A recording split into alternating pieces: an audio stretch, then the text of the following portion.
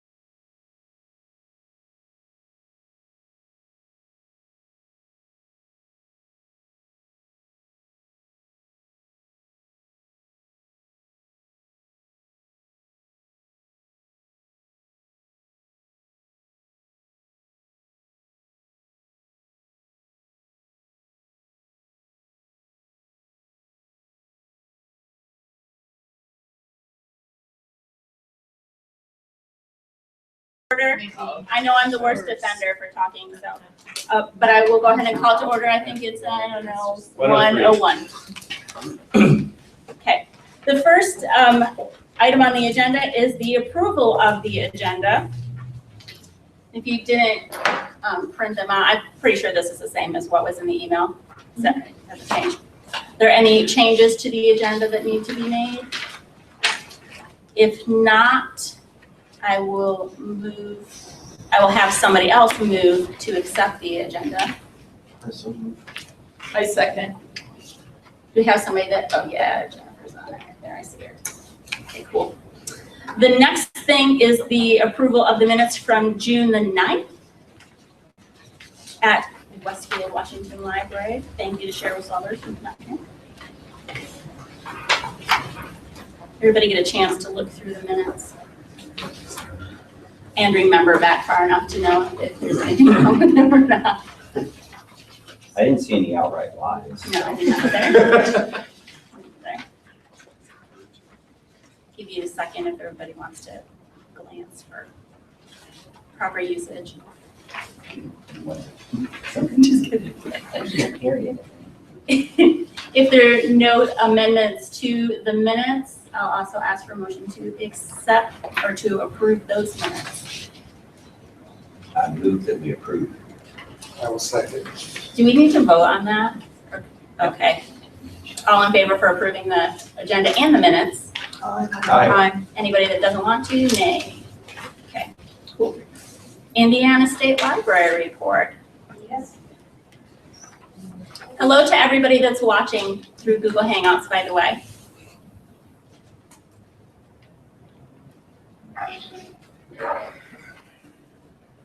All right. Coming up, we have regional roundtables. We actually have two hosts joining us today. Three. Central will be held at North Beach County on September 11th. Southwest at Bloomfield Eastern Green on the 14th. Northwest at West Lafayette on the 29th. Southeast at Franklin Library District in October, and then Peabody will hold the final at Northeast on the 16th. So Do people need to sign up for that, or can they just show up? No. Because most people only have so much meeting room space, I am asking the people register. And that's through the calendar. Yes, the statewide events calendar. Okay. Sure, we say is the time the same for all the events? It is, it's gonna be 10 a.m. Eastern Daylight Time till approximately noon. If people get very excited, we can talk longer, but And that's Martinsville branch from Morgan County, right? yeah, I mean, Martinsville branch, the Bloomfield branch, Bloomfield The main HDRE, one. and Brookville for Franklin. Yeah. TBC is signed for Laurel if you're going to Franklin County. Right.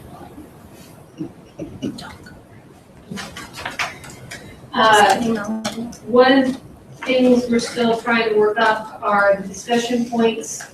The People Services Group has requested that we talk about the, what we've developed so far for the pest policy and procedures, so we'll be taking that to the community for discussion. The ever popular, how do we package our transits so that it keeps them safe without monopolizing time and resources. And I wanted to see if you had any other topics that you wanted all of these groups to be talking about. Well, one thing we talked about in the e-content was about the student cards. Maybe that would be something, a good time to talk about that at the round tables and get some discussion and feedback on that. And if you weren't here for that, it was referring to allowing patrons with the student patron type to have access to digital resources, whether it's Overdrive or Hoopla or that kind of thing. Because right now they're restricted to books only, physical books only. Overdrive at least, the E Indiana group. Yes, the Whether or EAN, I'm not the sorry. other Okay. subscriptions are affected will be our Okay. libraries. And this decision, I mean, might play into what other consortia choose to do, but what we're talking about doing right now is actually putting a vote to the community, specifically the E Indiana group. My apologies for. I'm thinking it might be wise because the fee structure will be coming up and taking place in 2016, that maybe at least be prepared to answer questions about that. Maybe explaining, I mean, I don't know how much detail you want to go into, but why we're doing what we're doing. And When we talk about budget, you guys heard that the Yeah. last meeting.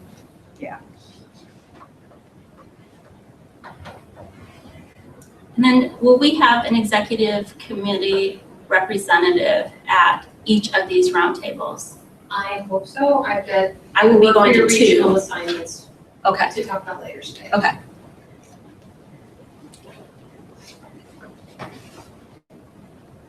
Anything else you want me to put on the short list? do we want to talk about DVDs again? No.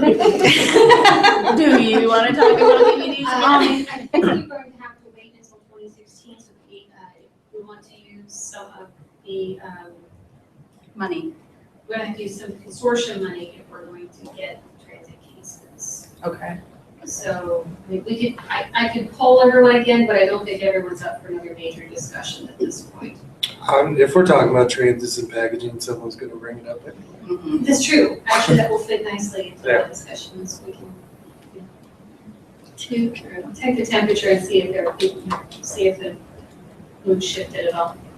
Okay. Well, because my whole thing is if there's a pilot, we're on it. Mhm. Okay. You know that. Okay. Yeah, I have a list of libraries. Okay. Can we? I can't do it safely yet. Yes, no, it's definitely in mind that must be to at least pilot in the year. If we can't figure out where to make that, sure. Yeah. Maybe open up for the people in the group to ask about or suggest vendors for us to consider as a consortium. What type of vendors? I don't know. Just in general. Yeah, just in general. Let's hear from them because we talk about it, but it would give them the opportunity to say, hey, we've thought about doing this. And yeah. Yeah. And I'm just gonna say, the recording. Thank you to everybody that volunteered to do the roundtables. I have a personal stake in the roundtables, and I'm really, really happy to see it becoming part of the community in a real way. So thank you to them. Personally, thank you. It's gonna be a good time. We're all gonna stay. I think they were really worth the time and effort. Don't you think? It was just like a really good idea. I think it's wonderful. No, a lot of great outcomes last year. It's really nice to have support staff getting involved in, I mean, because like you said, directors and managers and things, we always get to talk about these things. And it's really nice to have the people that are doing the things get to weigh in and alleviate some of their concerns and have them just meet one another. I mean, it makes our libraries better. So, and I like that. Yeah. It's gonna be a good time. And I'm coming up Yes. once from today. The first. I guess this could be added in here under transiting. I had a suggestion from our Kermit Paddock, our assistant department head in circulation. And with all the difficulties we've had recently in routing things because of the alphabet soup of library names, he said, why can't we assign numbers? Keep the letters, but assign a number just in sequence so that when you go to send something to wherever, it comes up as number 17, you know? And I said, well, I would bring that up. I said, I don't know all the mechanics involved of what would happen, but it would, the problem is that we've got libraries that have changed names. So their letters no longer really match exactly what the library's name is any longer. And they're very long and some look almost identical. And if you're even the slightest bit dyslexic, you're gonna have a problem. And so They already have numbers assigned. You could just change your receipts to include their org unit. Yeah, the They org do? unit number, yeah, like we're 65 really? or 64. See, I didn't know Yeah, we're that. 65. Of course, I've never transited things, so The question is, can they actually print that on the receipt? I don't know if that's one of those macros they can use or not.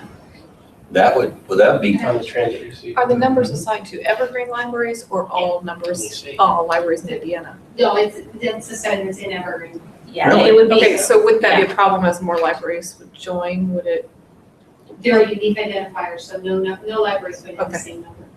I'm thinking if they're in order, I'm imagining alphabetical Well, order. that's and what I was Yeah, they're not- thinking too, yeah. but wait a It's like minute, that my number will 12B, always it's- change. I Like, think no. it's more like an accession number. Got yeah. it. And that- You That need makes a lot more to sense know. than Okay. Gotcha. So that was his idea. He But- said just as an accession number, he said it wouldn't matter if you added new ones because it's really just a quick way to make sure you put that item in the right place. And even more so when they're Yeah, sorted I by can see that, hand yeah. as opposed to when they're bagged, so I won't, I can see Yeah, the Union advantage County, of Union it. City. Personally, while I'm doing transits, it's a lot easier to go by the library name. But what you're Really? saying is you would, they disagree. I might you step have to type in disagree. the name and the number would come up Mhm. as a confirmation more. Or print, if it was Yeah. on the receipt, then Or it'd be print real both. easy. I mean, I would say if you can do it, like you said, the macro may not be there, but it should be. One thing I'll say about this, give you a warning, that doesn't mean it's gonna happen. These names could be edited once, because I don't want to do it a lot. I was gonna say, hopefully this is not like an ongoing thing. But we could, in fact, just throw a number at the end also, adjust anyone's short name to whatever they would like it to stay, and then put a number at the end. That way, if you use those little 6 letters, they're still there. If it's easier to just look at the number, that's also there. So it'd be part of one field. Yeah, the whole thing would be the letters and the numbers. Does each branch have a unique identifier? Everything. So- Everything has- But here's the thing though, too, to consider with that, and I'm not saying it's a bad idea, Yeah, just well- something to consider. That some library systems, they will actually transit to separate branches. And other library systems will have all of their transits go Right, go to into the the main. central, and then they'll take care of. But that's not a problem, because that just means that's how you're gonna route it to the, Just saying that that's a consideration with as far as the numbers go. So somebody may say, oh, well, like Morgan County, they all come to one place. And so if they saw Morgan County and then saw a number after it, they may potentially, and I guess it would automatically stop them from trying to send it to the other place, so. Well, if the other place doesn't have like an info pickup, it doesn't show up in the list. In the info express. Right, right. So that really wouldn't be a problem. Just for my consideration. So you're saying it's group 2 field, it does contain the number as well as on the receiver. I think it would be part of the short That code. one might be a shelving location or something, I'm not sure. well, at any rate, it's probably a good subject for the transit discussions, because there's been a lot of screaming on this. Yeah, I guess Yeah. that would be. I know. So, So like, We've got at like least yours, two that are way too close and narrow. Right. you could just. And I know there's a cluster of libraries that always have Right. short names that start with the letter P gone south, mhm. and they get. Yeah, 'cause I don't- There's ones that I have to look at every single time, not that I do transit through, I'm like, where is that go? Oh, Number, yeah. whatever that number It's is. macros, I don't think there is one to just. I don't remember, I brought it up. Or we're doing it on a Mac. Oh, full county and funding county, that's what it Oh. is. Then I'll see, there are oh, some- where's the single? Just- Let's see if I get rid of some. Anything else for stuff. roundtables? It's just going to remember what was there. Okay. As some of you may know, last fall, I put together a proof of concept for online training, the asynchronous training platform. Over the last couple of weeks, Jason has actually built the platform onto Evergreen servers, so I have transitioned all of the content that we had on there already, and we'll be putting out the new Cat Refresher course on the new platform. So all new trainings going forward will be on the Evergreen servers. We are using Moodle because it's open source, and actually we have the latest version. So we're about as up to date as you can get with it. I got everything ready, except I haven't, with basic cataloging, I just haven't opened it up for registration yet, but I'll be doing that later this week. As soon as we have the Cat 1 refresher done, that will be posted there. And I'm revising and updating the other courses. That is the link, if anyone wants to actually go and look at the front page. You can't get any further than that right now, but it's there. It will be in future, so. As you have staff come on, we need to take cataloging in the future and eventually circulation and reports and all that good stuff. That's where they're gonna go. This came up during my personnel review. One of the things that I had hoped to work into things this year was to do a better job with presenting Evergreen, Indiana via social media. And we started talking, and one of the things that's been kind of a stumbling block for me has been trying to figure out, does it actually need one? And if so, who is our target audience? Is it the public? Are we trying to recruit people to come visit their Evergreen libraries? Does it need to be for staff? Facebook, Twitter, Pinterest. And honestly, I don't have time to maintain a robust social presence. Sure. There is is something that has to already- be done if not every day, every other day, and it's just something I'm not sure I'm up to right now with everything else I'm trying to keep going, so. There is already the Evergreen, Indiana Facebook group, Right. which, like you said, I don't have time to just go in there and put stuff up there and whatever. It does exist though, so if you go to Facebook and search for it, it's not completely open, but it's also not secret. Or maybe it is completely open. I don't know. It have to be approved. Yeah, because we were getting, It's primarily staff. Spam, yeah. yeah. Okay. Well, If somebody else is interested in that, I would love to share or give administrative Well, to anybody. that might be something good for both platforms, because I have at least 2 Indiana-related Twitter accounts that I took over and never did anything with.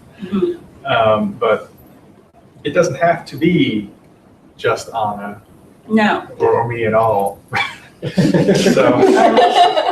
So we could set up, if there would be interest in a social media subcommittee maybe, or, kind of like the cataloging blog was run by the CAT committee, and then just but that idea, we could give people access to these things if there is use for it.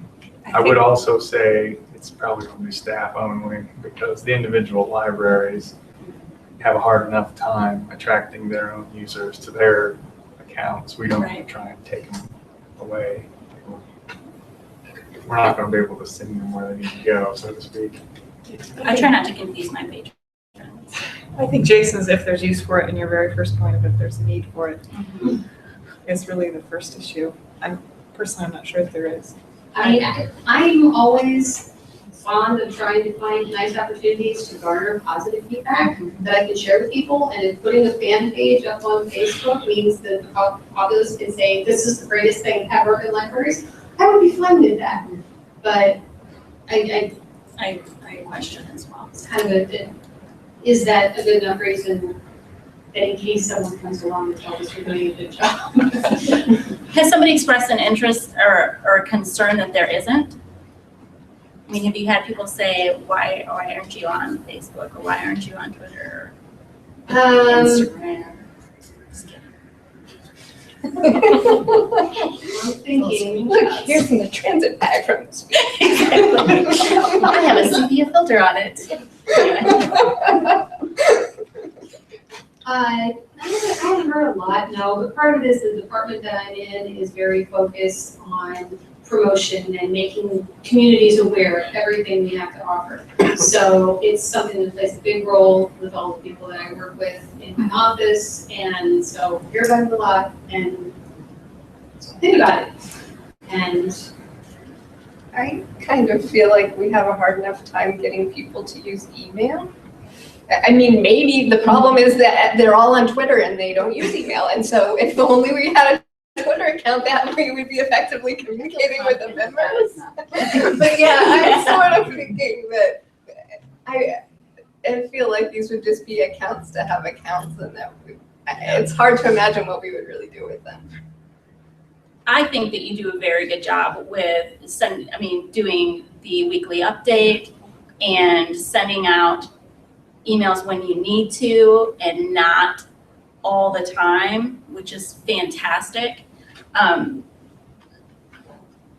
of the mind that we are being communicated to. Of course, here I sit, so,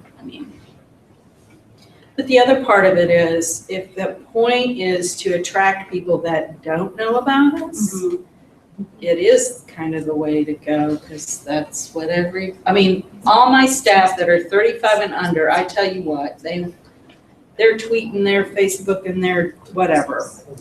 They're always doing it. Is this something that would lend itself to social media, though? I can get real excited about Evergreen. But I'm you're sitting right. with my husband talking about it, and I can time how long it's going to be before his eyes glaze over. And it's not because it's not interesting. It's not interesting to him, and it's such a targeted audience. We're talking about engine parts rather than a car. So I don't know. I don't know the answer, but. Well, as far as content, a couple of things I considered when I was trying to figure out. Unless we want a mascot. Most of our libraries have a Facebook page. Yes. So there's no reason why we couldn't do individual profiles. Get to know all the libraries you have access to. That's true. That's something to be relatively quick. You talk about paragraphs worth of writing. Anytime there were maintenance notices that affected the general populace, because we're doing an upgrade, or all of the libraries are going to be closed for Thanksgiving. Technically, we can share that with people. If we're focusing more on staff, training tips, news about upcoming events, because I know not everyone gets and or reads the newsletter. That's on us. And it sounds like you're creating more work for yourself. There's no reason why the individual libraries couldn't write up their own. That's true. Well, Yeah, I think we could there's get no a better reason to- social media presence for Evergreen just through all of the individual libraries, Okay. reaching our patrons. So maybe it's a matter of having those different things that we are then sending out through Yeah. our, So we're gonna reach a Yeah. much broader audience that's already there. Sure. So I don't know that you would get many people that aren't currently in Evergreen. They would want to follow an Evergreen Twitter. I don't know. Well, you're, I know, Yeah. exactly. It's an excellent idea. I just don't, Yeah, it really is a great idea. I mean, the tools are already out there. Mhm. The accounts are already out there. Just, it's up to us to use them. Okay. All right, well, Yeah, I don't think you should create another thing for staff just because we're not looking at it. It's, I mean, we're all adults. If someone's not reading it, they're not reading it. But I will. You may want to put a little like reminder in the weekly update says, this is something you may want to share on, Yeah. on social Give us a media. suggestion. Yeah. And then it's on us to Okay. share on our own pages. Okay. We'll need to start coming up with good reasons to. Because you guys are talking to your public, so. Make use of that. That'll work. Okay. Committee reports, cataloging. Okay, well, we haven't met since the last EC meeting, so I don't have a lot to report, but the draft of the cataloging refresher is done, and I'm working on recording audio for it, so that should be ready to go probably by the end of the month. So Cool. That's all I've got. Awesome. Patron Services Committee. Anybody? We are still working on the pest policy, and we discussed the driver's license option, and we were ready to send the draft to the executive committee. Yeah, it's your discussion.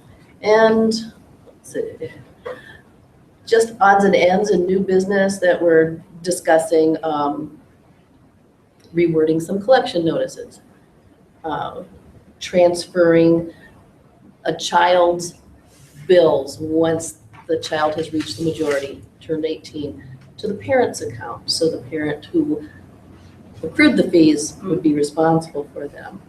That's interesting. Yeah, We're not gonna have any language on that until after September. yeah. But I like it.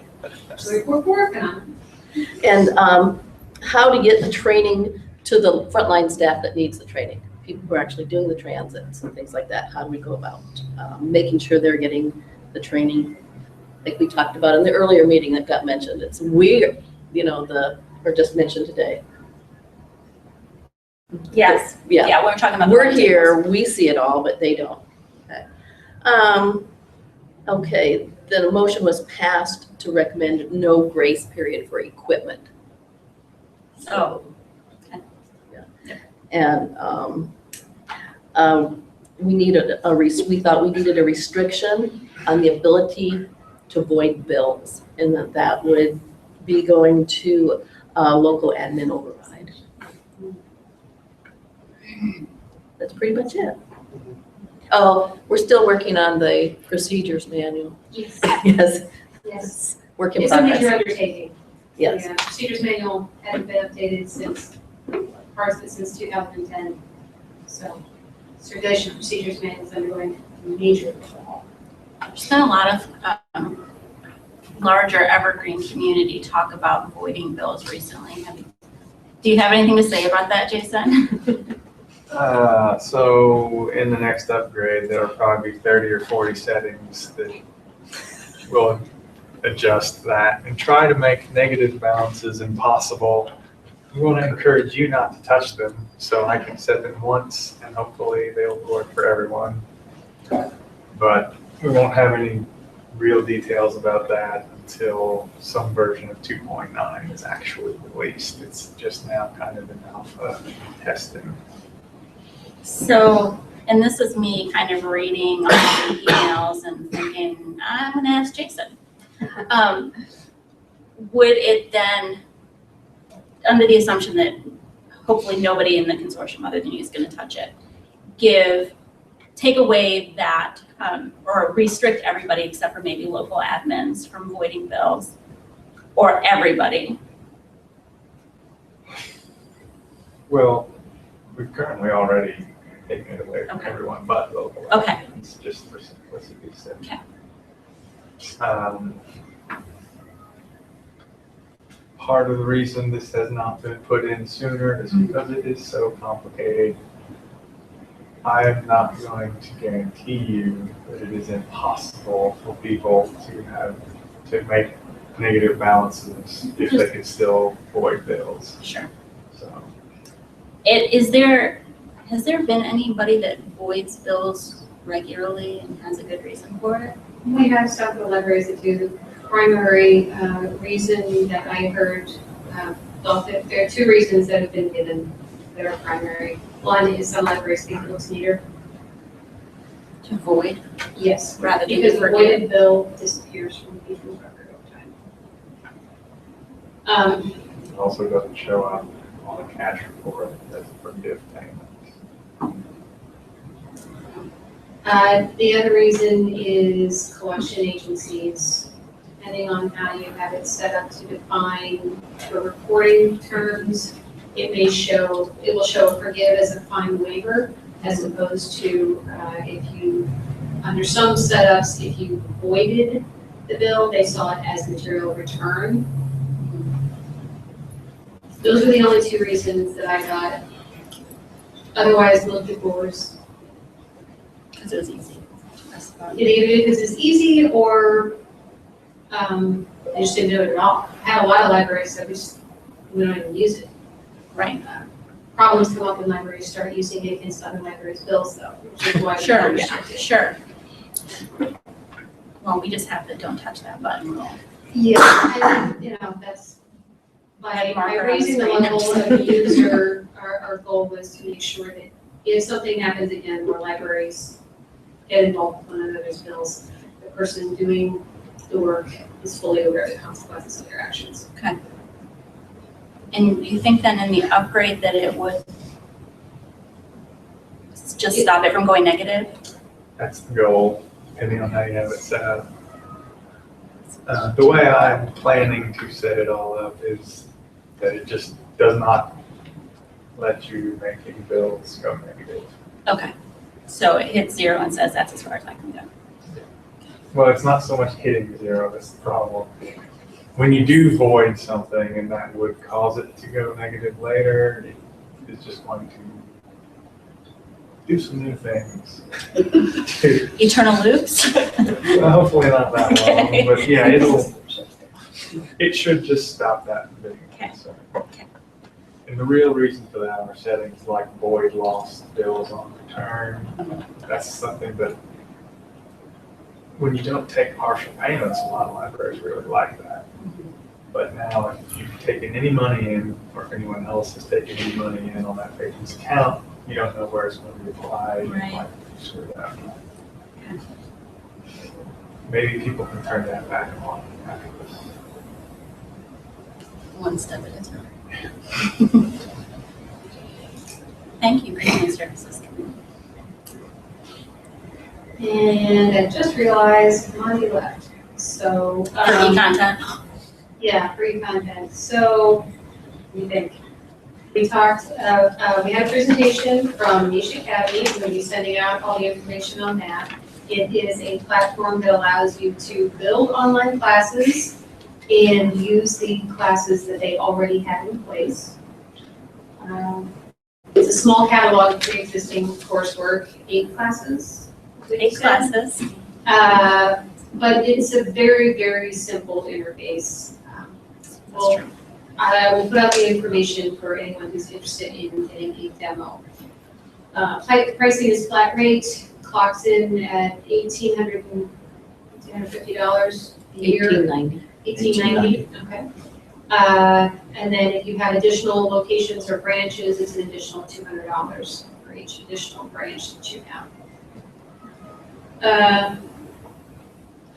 The Library Ideas program, Yes. I didn't hear much about because it was trying to. It was about a little device that you can plug in, and it's Like smartphone physical media that you can circulate. Like a DVD on, putting DVDs onto a flash drive. Yeah. Is essentially the concept, so that someone could check that out and play it that way. Like on the phone. A new digital product.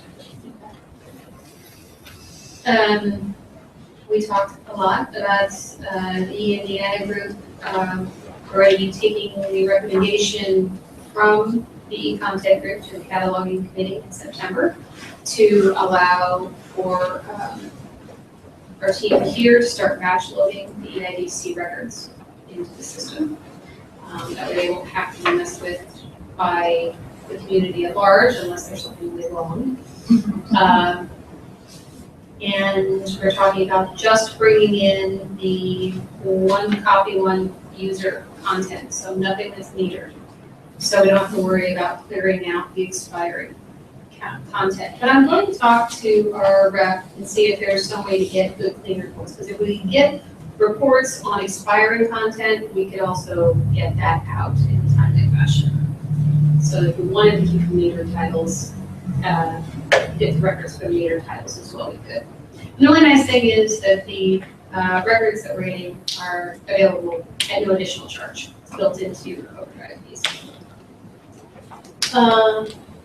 We're going to be, actually, I'm going to be polling the Indiana group about whether or not the student card profiles should have access to Overdrive.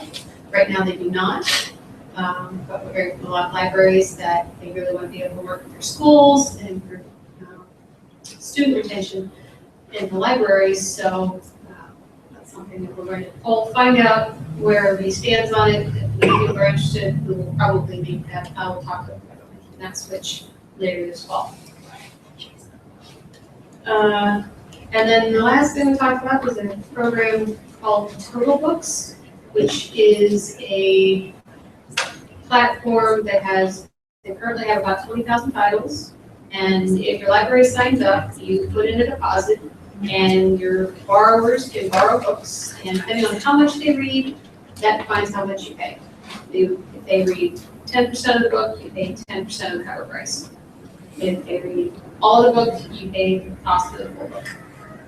There are no discounts for libraries. That's something they very proudly announced on their publisher site. So, sounds a little complicated, but there may be some retention where once it's yours for life, or for as long as you maintain access to the platform. I got the impression it belongs to the patron that checked it out.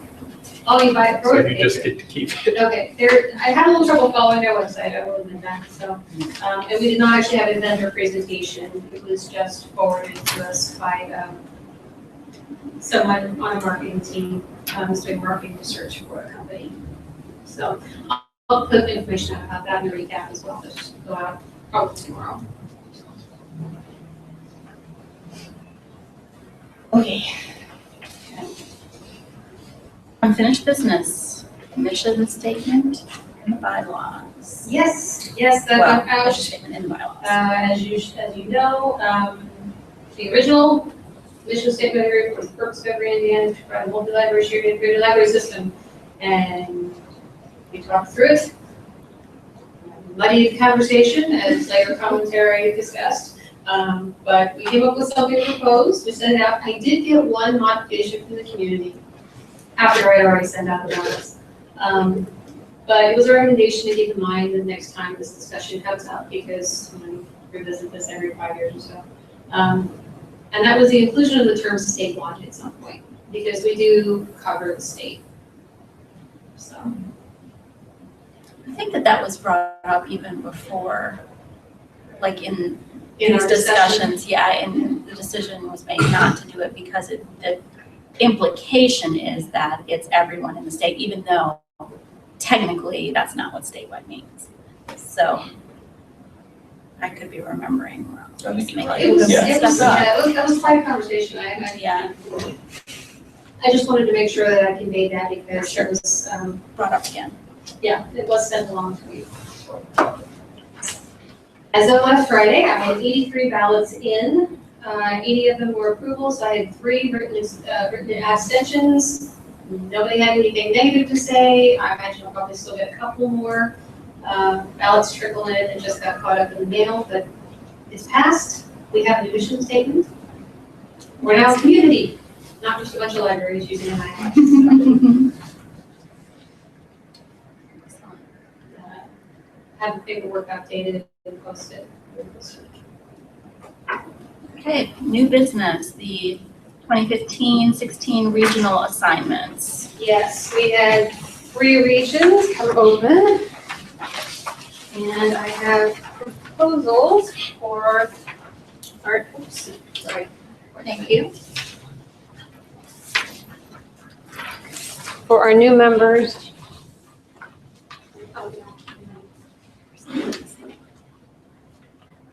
So, South Central, West Central, and Central regions are vacant, so geographically, I tried to guess where it would be most reasonable for you to take on.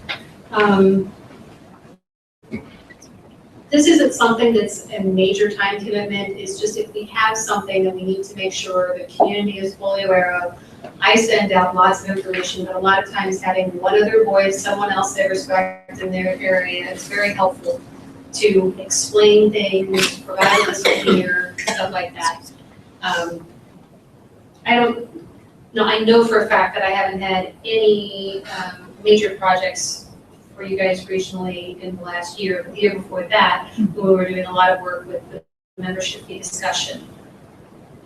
The seated members did do a lot of outreach. So It was very helpful for those of you that weren't doing part of that, to just call up and talk to librarians who aren't necessarily part of the larger discussions, and got a lot of questions answered. And it was good. It's good just to talk to them anyway. it is, and I would like to be able to say that, you know, this is someone who's close to you. If you would rather not talk to me or anyone at the state without concern, you don't have to. Talk to the committee. They're here for you. I do want to update my email address though. It's hagerstownlibrary.org. Okay. That one will get to me, but it goes through 3 spam filters, so it might not get to me. Anybody else have updates to their email addresses? And while right now the Southeast coordinator position is vacant, they're interviewing right now, so that won't be vacant.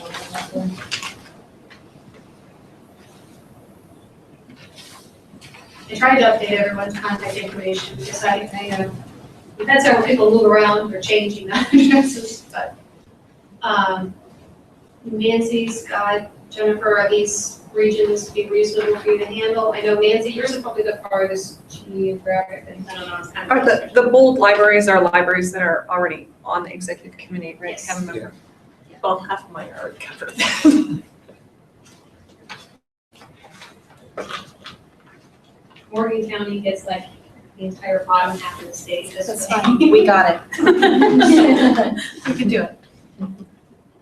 Okay. And I usually try to get you outside of your own library district, just if nothing else, you can meet some people. But you're in the corner of yours. You don't have to talk. You'll just have to talk to Nick. I'm sure he'll be so. Are you willing to accept these as is with the correction to? Yep, that's fine. Okay. Do we need to have any action on that? Or just say it's cool? I don't think so. I think just saying you're all right with taking on these people in case they have questions. That's all I really need. Yeah, let's do it. Thanks for doing the work on that. Okay, next item of new business is the circulation alternate ID option policy. I believe it has to do with using licenses, or no? Say what? Circulation alternate ID option. Does it have to do with using? We're talking about driver's license right now. This has been, we've been talking about this for months in Human Services. We needed something that was going to be flexible enough to reflect what people were already doing and not willing to change. And policies that provide a certain, provide a minimum level of expectation for our users. The biggest concern with an alternate ID, without question, was the misidentification of a user. And a lot of the people on the committee actually did user testing at their own libraries. And some of them who said, that's not that big a deal, once they'd actually done some user testing, discovered it is incredibly easy in our system to misidentify someone. Just because we have a lot of people who have the same name. Mm-hmm. There are a lot of John Smiths in the consortium. You wouldn't think it, but there just are. And that's even if they have the correct address on there. Right. So there's a lot that goes into this. If they've moved, if their driver's license number's not on there. You have two people who happen to be born within the same year, have the same name. Which one do you pull? There's also concerns with the libraries that have self-checks. One of our member libraries and seated on the committee is almost exclusively self-check. And for them, this was creating a lot of work, the idea. I got a lot of feedback from the community that promoting this encourages patron negligence. And there was discussion about whether or not a program like this discriminates against juvenile users who don't have driver's licenses. So we talked about it. And we came up with this. You will find it on the back of your packet, so you don't have to read it off the screen. It is a very, very flexible policy, or as flexible as we can make it. I'm not actually going to read the whole thing to you, but you will notice language that is deliberately non-specific. I love the use of the word may. Libraries. Occasional courtesy. I love that. The harshest part of this is that you can only do it for your local patrons. If you choose to offer this courtesy, you can, but you can only do it for your patrons. So that if there is a problem, if you pay a bill that was owed to another library on the wrong account, it's not because of this.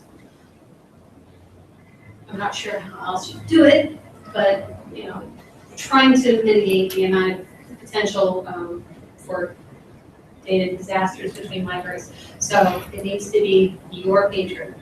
If they're traveling, they need to bring a library card. And insofar as possible, the data has to match. So we weren't able to come up with a particularly good idea for juveniles in this scenario. But if you are in a community where you have youth who have state IDs, those have driver's license number on them, can be captured and could be used as an alternate form. Speaking of someone who had one as a child, that's the driver's license number I got as an adult, so they don't change those. Although they do. Oh, do they now? I called the driver's branch one time when we had a patron with conflicting driver's license numbers, and it is possible for somebody to get a new driver's license number. Okay. Now, Well, I seriously, was then out of it's state for 8 identifiable. years and came back and had my same license I had from 8 years ago. Yeah, it's unusual, but it does. Yeah. It does. Well, it's probably the same thing that we run into. Well, we can't verify that this is that person. So this language was approved then by both libraries that are against the alternate ID as well as ones who were adamantly for it. Yes. Okay. Because it doesn't say you have to do it. Right. Well, in this, because, and we all know that this happens, sometimes we are flexible with our application of policies depending on the situation.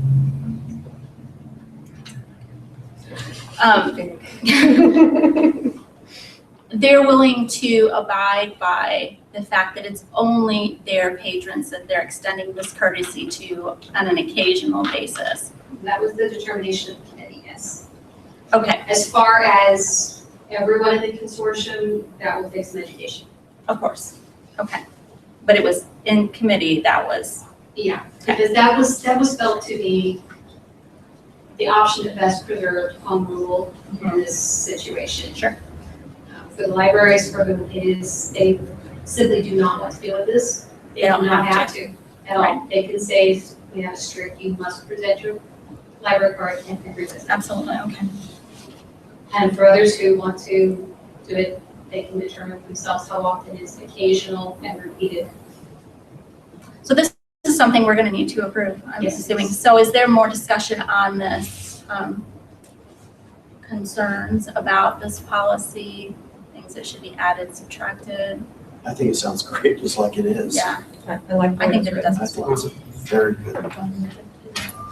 So if there is no more discussion on it, I would ask for a motion to approve the alternate ID option policy. Sean has moved. I'll second it. I was gonna say, I'll second it. Oh, go ahead. Lana wrote it, Jennifer then. but we fought it out for months and months and months. Fantastic, and thank you to Patron Services for doing that. You guys have been hashing that out for a long time.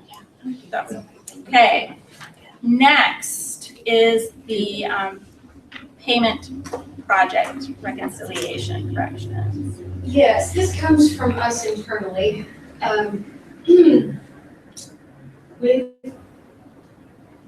I'd hoped it was a couple of isolated instances, but it's getting to the point where it's happening every time we come to the end of the quarter. Libraries are apparently not keeping up with their bookkeeping appropriately, and then at the end of the quarter, we get reports of, oh, this is all wrong, you need to fix it, for transactions that are up to 3 months old. What we would like to do, and these are the manual corrections, and it happens, you know, something gets put in wrong, we understand that, that's not the issue.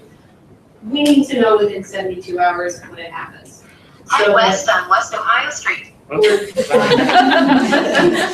So we're not having to dig back through a million lines of records to try to fix it. Actually, I say we, Jason has to do it all manually. And it's really, really not a good use of this time. So, if they don't let us know within that time frame, when the quarterly bills come out, it just gets paid.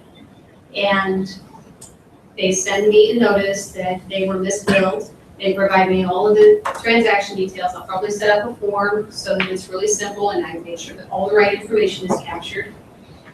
And then the next quarter, wherever the money was misrouted to, assuming everyone agrees, because the challenge will require approval from both libraries that are involved, the monies would be created, or a dummy transaction would be created in that amount to pass the money back to the library that made the initial bookkeeping error. So these errors are happening at the library level rather than at this level.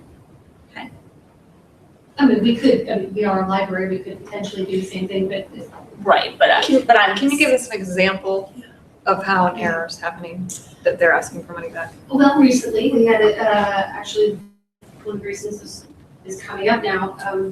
We had a library that looked a patron up, they looked up the wrong patron, they misidentified a patron, and paid off a whole slew of bills on that patron's account. Bills that weren't owed to their library, wasn't their patron. We forgave them. No, they took in real money. Okay. Oh my gosh. If they'd forgiven them, it would have all been handled between the libraries. But because this was money owed to a different library, that's where we have to get involved and do the cleanup. Now, they had contacted the library with this situation and gotten it ironed out between them, but they hadn't notified us of this. So all of this information was captured, retained, and they were billed at the end of the quarter, those monies, which in the meantime, they had applied to the correct account. Oh, I see. So it was as if they received twice the funds. Okay. And they had to, we had to go in and back up those transactions out of the passing database, which is separate from what you guys see. And the worst of it was, this was a transaction that had taken place in April, and we found out about 2 weeks ago. So, if it's a challenge situation, we can manage it in a much more efficient fashion. as far And it's as- never a library saying, oh, we owe you money. You haven't the other way, right? I've had a couple of libraries think that they had money that really should be owed to somebody else, and we talked through how it didn't. But, yeah, I understand it's not always the simplest system. So you're proposing a policy that it has to be within 72 hours, In or it 72 goes to hours. a review process? Right. Completely reasonable. More lenient than I remember Yes. discussing. Oh, yeah, I don't think we do that. Now I That's what it was. We discussed the possibility that if you could, if you didn't notify us in time, we would hold the monies and use them on behalf of the consortium instead. But since it's money against things like library property and things like that, we can't do that. It certainly motivate people not to report it. It would, if there was a legal way to do it. we might. It all depends on when the reporting, that. And really, this doesn't alleviate Jason, it just means you have a review process in place. Right. I was gonna say, I don't think that this cuts down the workload though. It might mean that you'll know about them sooner and have less to go through to This find is it. a disincentive for people to wait 3 months, that they'll be like, oh, we gotta do this, or we're gonna have to go through the whole review process. Yeah. Yeah. Well, So hopefully it considering would- the review process ends in, we made a bill, they paid a bill, and everything's done. No, you need It's to make not it sound much more onerous than that. No, I mean, this way for the libraries, yeah, it's no good for me in either case. Yeah.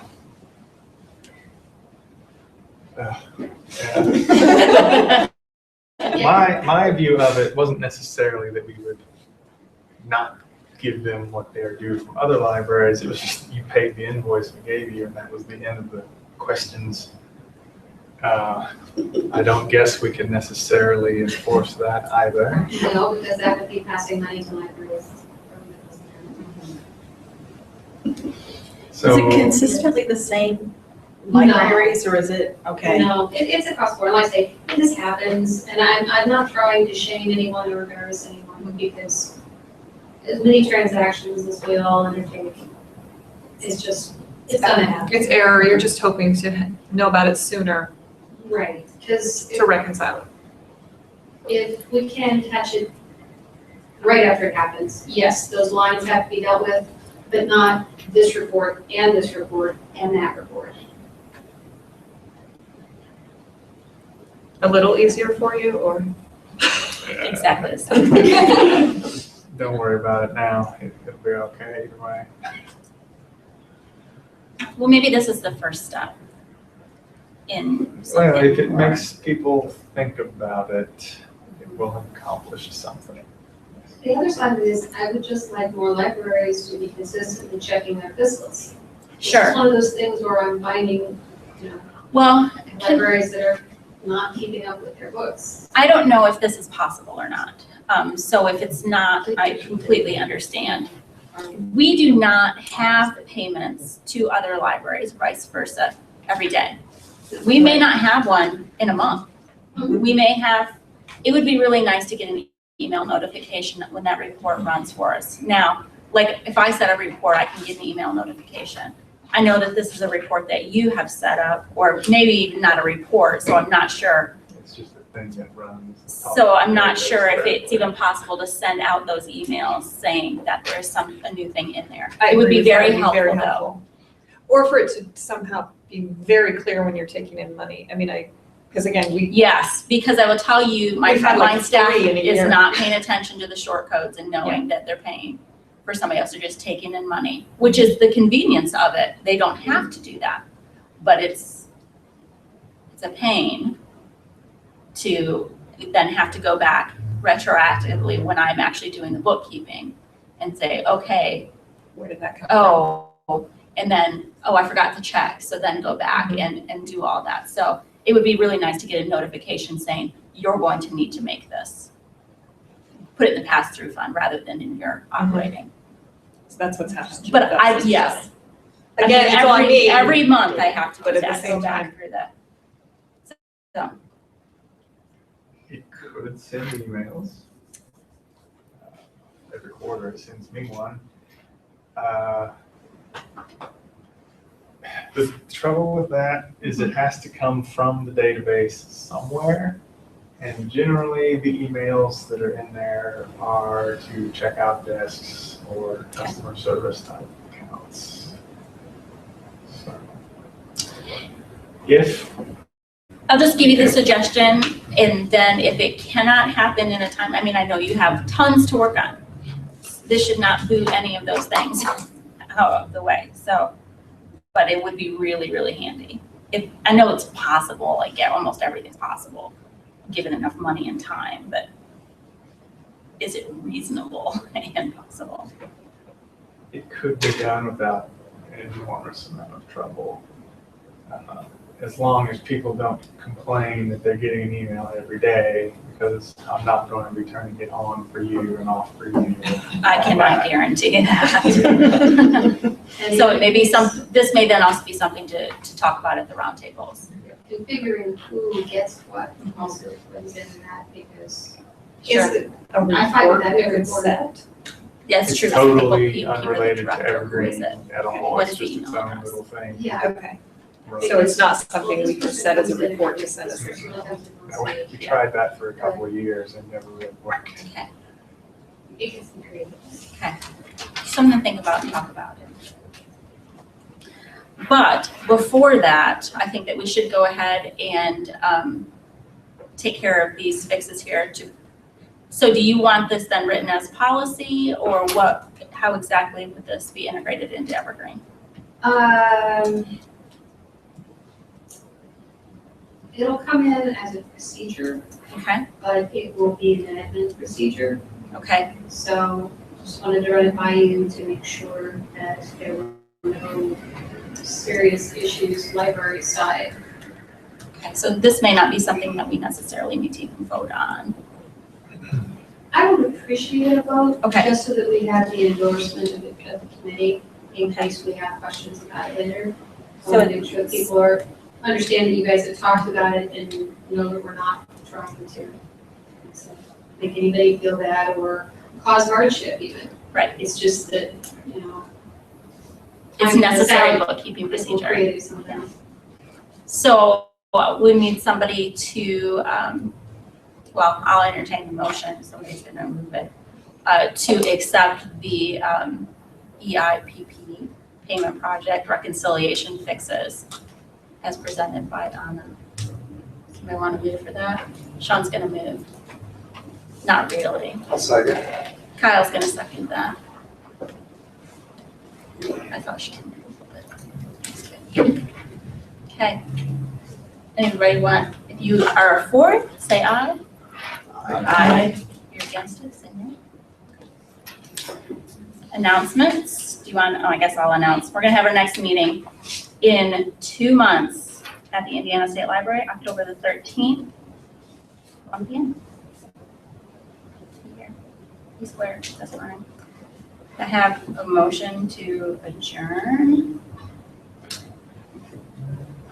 I'll make a motion to I was adjourn. gonna say, seriously, somebody. I don't have the power. Somebody want to second that? I'll second. Okay, thank you, Kyle and Mary. We are adjourned. Thank you, Anna. Thank you.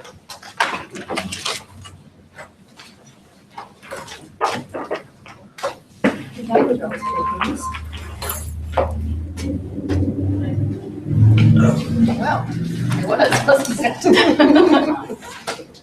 Still have time.